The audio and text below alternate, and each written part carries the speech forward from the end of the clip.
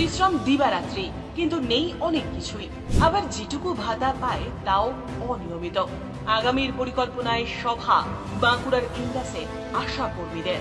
উপযুক্ত পরিকাঠামোর অভাব, অনিয়মিত ভাতা, কিন্তু পরিশ্রম দিবারাত্র। দানা বাঁধছে ক্ষোভ।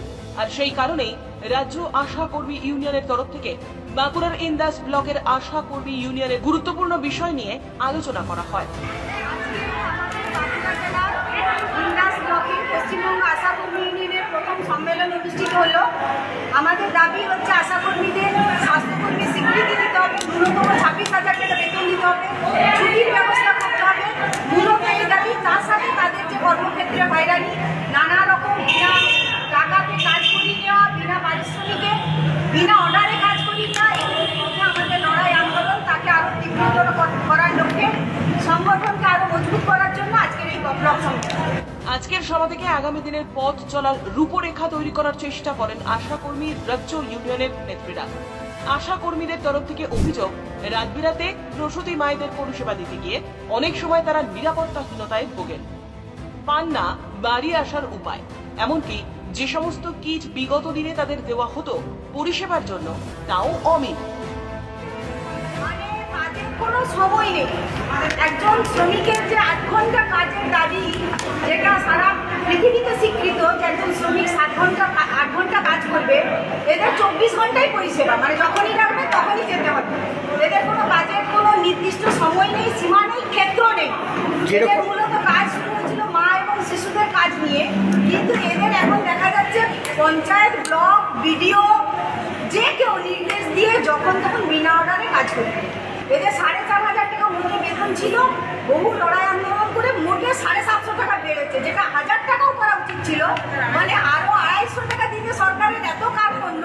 অন্য চতুর্দিকে আমলা বিধায়কদের বেতন বাড়ছে, ফলে কিন্তু অন্যদিকেও সরকারের দান খয়রাতি বাড়ছে।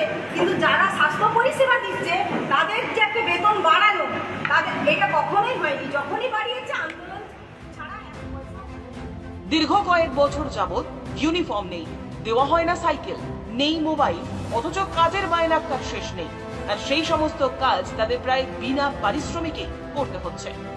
ভোট পরবর্তী সময় রাজ্য সরকার যদিও তাদের জন্য মাসিক ভাতা 750 টাকা বৃদ্ধি করেছেন, কিন্তু কেন্দ্রের তরফ থেকে কোনো রকম সারা শব্দ নেই।